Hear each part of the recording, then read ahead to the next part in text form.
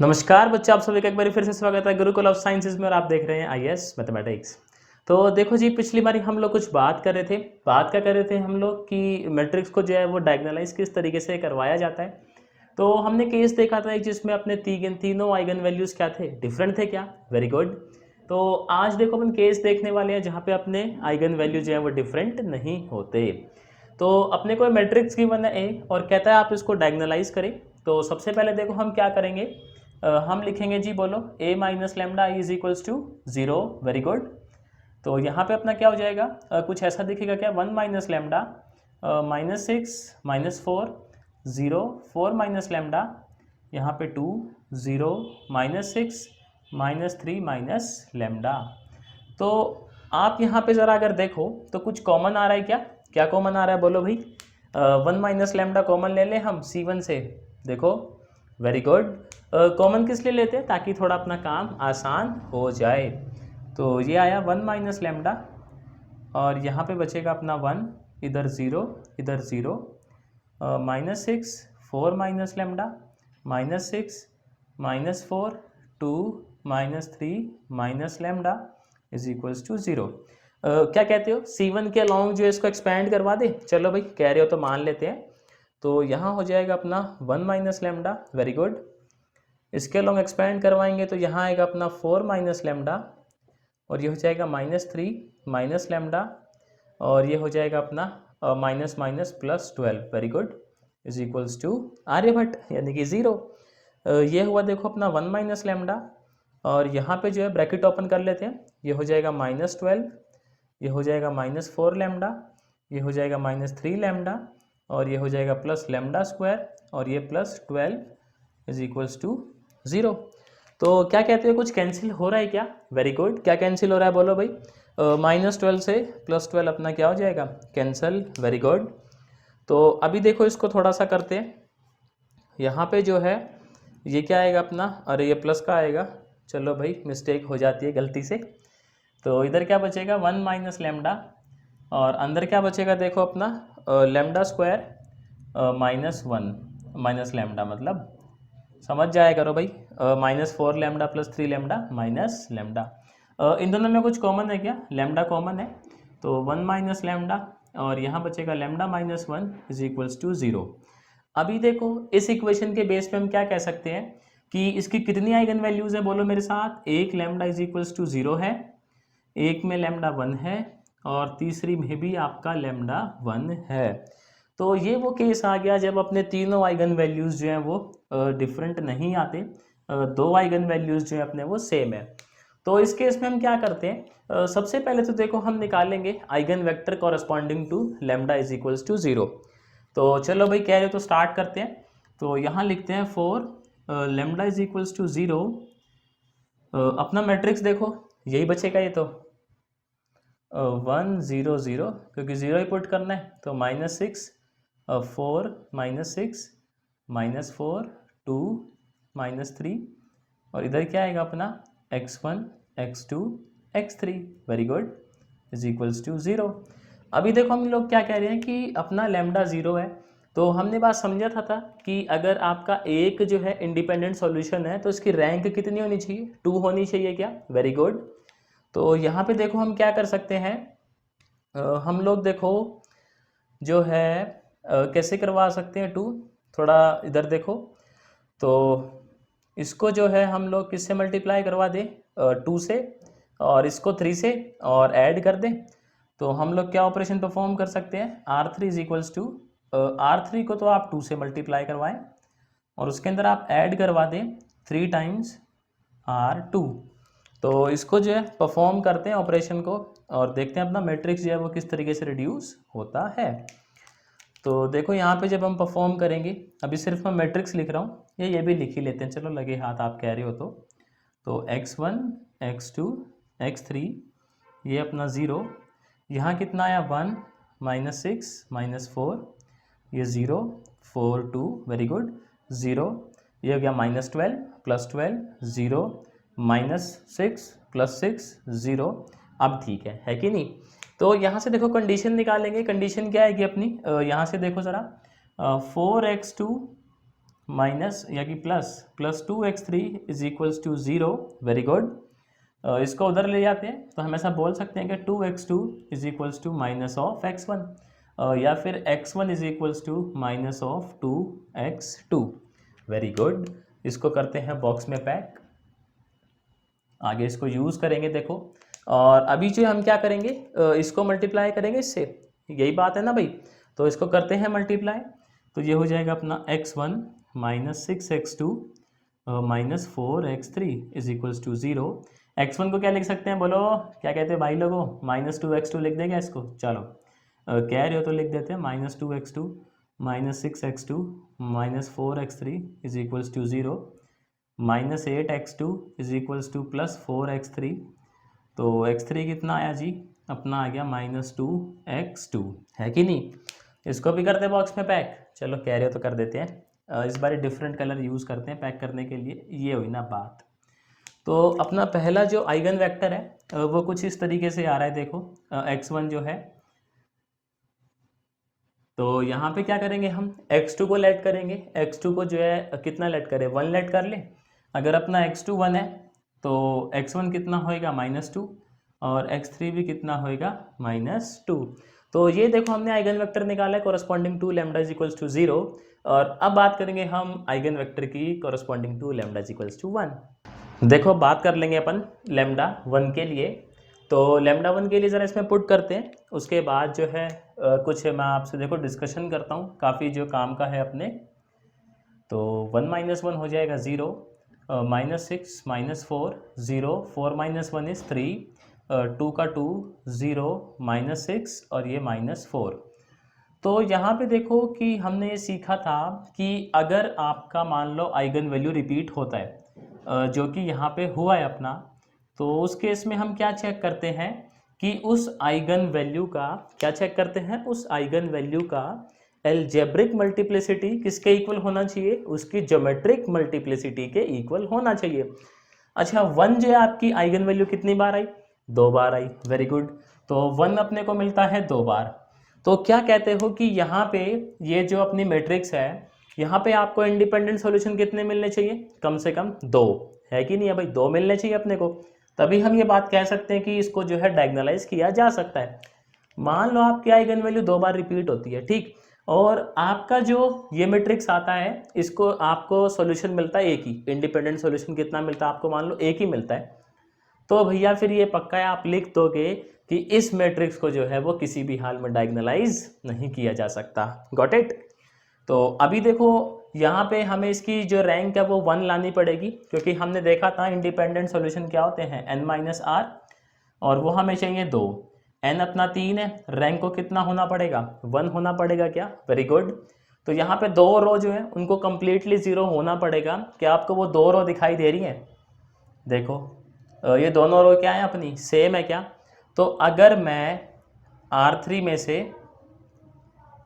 R1 minus कर दूँ, सिर्फ पहले मैं मैट्रिक्स लिख रहा हूँ आपको दिखाने के लिए, तो 0 -6 -4 0 3 2 0 0 0। अभी जो मेरे को एक रो को और 0 बनाना है, कैसे बना सकते हैं बताओ भैया, आप हेल्प करो। R1 में इसका 2 टाइम्स क्या कर दे, ऐड कर दे। तो पहले तो इस ऑपरेशन को जो है बॉक्स में डाल देते हैं हम हर बार की तरह, और अगला ऑपरेशन क्या लगाएंगे हम R1 के अंदर जो है क्या करने वाले हैं, 2 टाइम्स R2, उससे भी जो है अपनी बात बन ही जाएगी। तो इसको भी पैक कर देते हैं पहले बॉक्स के अंदर। अब देखो यहाँ पे, तो यहाँ पे जो करने के बाद अपना मैट्रिक्स बचा क्या, ये बचेगा 0 0 0 0 3 2 एंड 0 0 0। यहाँ पे जो इस बार लिख लेते हैं अपन x1 x2 x3 is equals to 0। तो अभी देखो इसकी रैंक जो है वो कितनी आई, 1 आ गई, और 1 आ गई इसका मतलब हम जो है इस मैट्रिक्स को एक को डायगोनलाइज करवा सकते हैं। अभी जो है वो इसके कॉरस्पॉन्डिंग आइगन वेक्टर निकाल लेते हैं। तो यहाँ पे देखो कंडीशन क्या आएगी, 3x2 और आपका जो है plus 2x3 is equals to 0, या फिर हम ऐसा बोल सकते हैं क्या 2x3 is equals to -3x2।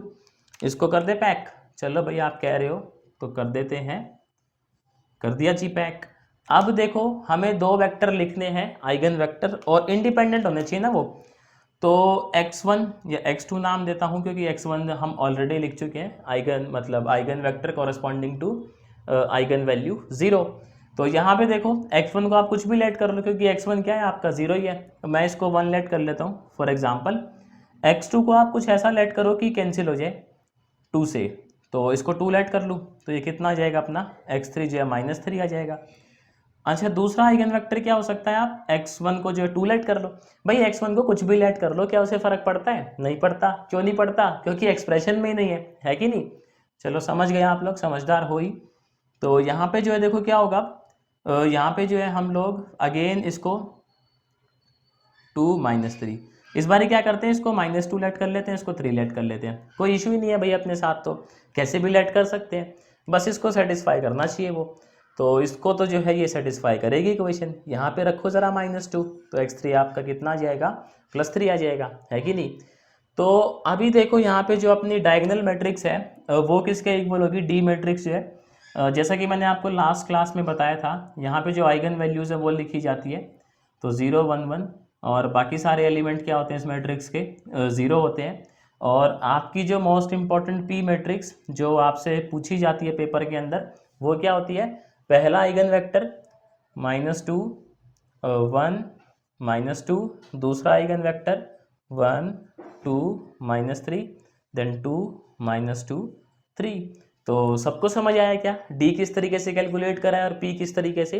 अपना ये वो वाला केस था कि जब अपनी आइगन वैल्यू क्या हो रही है, रिपीट हो रही है। सो नेक्स्ट क्वेश्चन देखो, कहता है कि अपने पास ए मैट्रिक्स है और आप जो है इसे जज करके बताएं कि आप इसको डायगोनलाइज कर सकते हैं या नहीं कर सकते, और इन केस अगर हम कर सकते हैं तो वो डायगोनल मैट्रिक्स बताएं और अपनी पी मैट्रिक्स बताएं।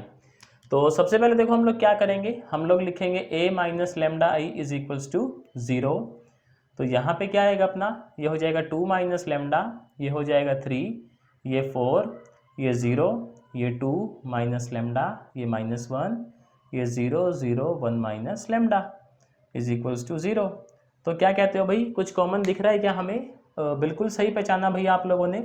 यहाँ पे जो अपना 2 माइनस लेमडा कॉमन है कहाँ से, C1 से, तो कॉमन दिखता है तो उसको कॉमन निकाल लेते हैं, वेरी गुड। तो यहाँ पे क्या दिखेगा अपने को, 2 माइनस लेमडा, और यहाँ क्या आएगा देखो 1 3 4 0, 2 माइनस लेमडा -1 0 0 1 माइनस लेमडा। अब हम लोग क्या करेंगे, हम इसको एक्सपेंड करेंगे, क्या कैसे करेंगे, C1 के अलॉन्ग, चलो भाई कह रहे हो तो मान लेते हैं। तो देखो C1 के अलॉन्ग जिसको एक्सपेंड करते हैं, और यहाँ पे क्या दिखेगा अपने को, 2 माइनस लेमडा 1 माइनस लेमडा, और ये तो भाई 0 हो गया, है कि नहीं, तो इज इक्वल्स टू 0। तो आंसर आ गया जी। आंसर क्या आया, लेमडा की क्या क्या वैल्यू आई, 2 2 और 1।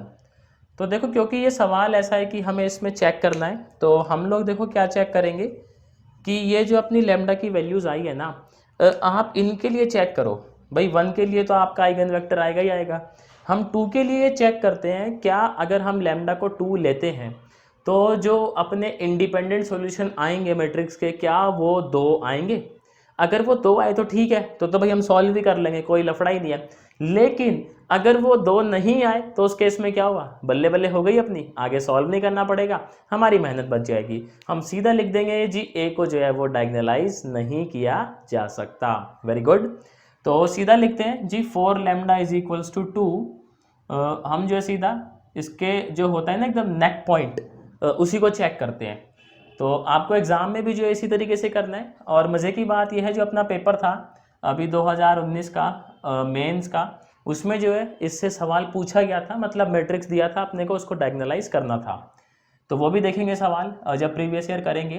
तो लेमडा 2 पुट करते हैं, तो ये क्या आ जाएगा 0 3 4, इसी मैट्रिक्स में पुट कर रहा हूँ मैं लेमडा को 2, 0 0 -1 0 0, और ये अपना हो जाएगा कितना 1 -2 -1। ठीक है भाई, इधर अपना हो गया x1 x2 x3, है कि नहीं, इज इक्वल्स टू 0। अभी देखो यहाँ पे जो लेमडा 2 है इसकी एल्जेब्रिक मल्टीप्लिसिटी कितनी है, कितनी बारी आई आपकी वैल्यू 2, 2 बारी आई क्या? तो इसकी ज्योमेट्रिक मल्टीप्लिसिटी भी क्या होनी चाहिए? 2 होनी चाहिए। आपकी आइगन मतलब अगर हम एक और डायगोनलाइज कर पाएंगे तभी कर पाएंगे जब अपना ज्योमेट्रिक मल्टीप्लिसिटी भी कितना हो, लैम्डा 2 के लिए 2 हो। अच्छा, अब ये बात भी ठीक है। और ज्योमेट्रिक मल्टीप्लिसिटी 2 होने के लिए क्या होना चाहिए? इसके इंडिपेंडेंट सॉल्यूशन कितने आने चाहिए? 2 आने चाहिए। इंडिपेंडेंट सॉल्यूशन क्या होते हैं? n minus are. एन कितना है? 3। आर कितना होना चाहिए? 1। तब जाके आपके इंडिपेंडेंट सॉल्यूशन कितने आएंगे? 2। और उस केस में आपकी ए मैट्रिक्स जो है उसको डायगोनलाइज किया जा सकता है। अभी हम ये चेक करते हैं क्या इसकी रैंक 1 आती है। अगर देखो मैं इसकी किसी भी 2 रो को 0 बना पाया सक्सेसफुली, क्या कह रहा हूं मैं, ध्यान से सुनो। अगर मैं किसी भी 2 रो को 0 बना पाया तो बात बन गई, तो भाई रैंक 1 हो जाएगी। लेकिन अगर हम 2 रो को 0 बनाने में रहते हैं नाकाम, उस केस में हम कहेंगे जी आप इस ए को जो है वो डायगोनलाइज नहीं कर सकते, क्योंकि उस केस में लैम्डा 2 के लिए एल्जेब्रिक मल्टीप्लिसिटी 2 है, लेकिन ज्योमेट्रिक मल्टीप्लिसिटी आपकी कितनी आएगी? 1। तो चलो करते हैं स्टार्ट। अब इसको ट्राई करते हैं किसी भी 2 रो को 0 करने की। मैं इसको जो है R3 में से जो है R2 माइनस कर देता हूँ, तो मेरा R3 देखो क्या होगा, यहाँ पे 0 हो जाएगा पूरा का पूरा। चलो भाई, कह रहे हो तो मानते हैं। और यहाँ पे क्या हुआ? 0 3 4 0 0 माइनस 1 0 0 0। मेरा सवाल अब ये है आप लोगों से, क्या आप इस -1 को 0 कर सकते हो? आप कहोगे जी कर देंगे। लेकिन बात क्या है, जब आप इस -1 को 0 करोगे तो आप इन 2 0 को बिगाड़ लोगे। इस 0 को बिगाड़ो ना बिगाड़ो, बट ये 0 जो है ज़रूर बिगड़ेगा इस 3 की मदद से। अगर आप इसको जो है 0 करने की कोशिश करोगे तो देखो मैं बताता हूँ क्या कर सकते हैं।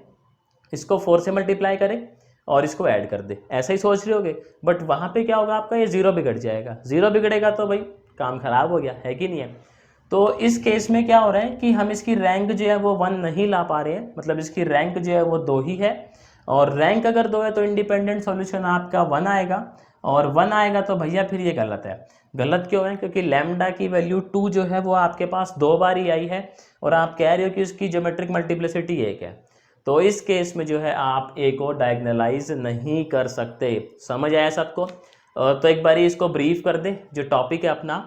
आपने क्या करना है, देखो आपने सबसे पहले आइगन वैल्यूज निकालने हैं। तीनों अगर आइगन वैल्यूज अलग आते हैं तो कोई बात ही नहीं है, तब तो भाई आपका जो है ए उसको आप डायगोनलाइज कर सकते हो। लेकिन अगर आपके मान लो 2 आइगन वैल्यू सेम आ जाते हैं तो आपने अंधाधुंध जो है गोलियां नहीं चलानी। आपने सबसे पहले वो आइगन वैल्यू उठानी है जो रिपीट हो रही है। उसके लिए आपको जो है ये कैलकुलेट करना है n-r। आप देख लो जैसे एक आइगन वैल्यू 2 बार रिपीट हो रही है तो इस मैट्रिक्स की रैंक जो है वो 1 आनी चाहिए। अगर इस मैट्रिक्स की रैंक जो है वो 1 नहीं आ पा रही है, मतलब 2 आ रही है, तो आगे करना ही नहीं है, इतना मसला क्यों पालना, सीधा लिख देंगे भाई हम कि इस मैट्रिक्स को जो है हम डायगोनलाइज नहीं करवा सकते जी। और रीज़न क्या है? क्योंकि इसके जो आइगन वैल्यू 2 है उसकी एल्जेब्रिक मल्टीप्लिसिटी और उसकी ज्योमेट्रिक मल्टीप्लिसिटी जो है वो सेम नहीं है। तो उम्मीद करता हूँ आप लोगों को जो है ये टॉपिक क्लियर होगा कि किसी मैट्रिक्स को डायगोनलाइज किया जा सकता है या नहीं किया जा सकता, और अगर किया जा सकता है तो वो पी मैट्रिक्स क्या होती है और अपनी डी मैट्रिक्स क्या होती है।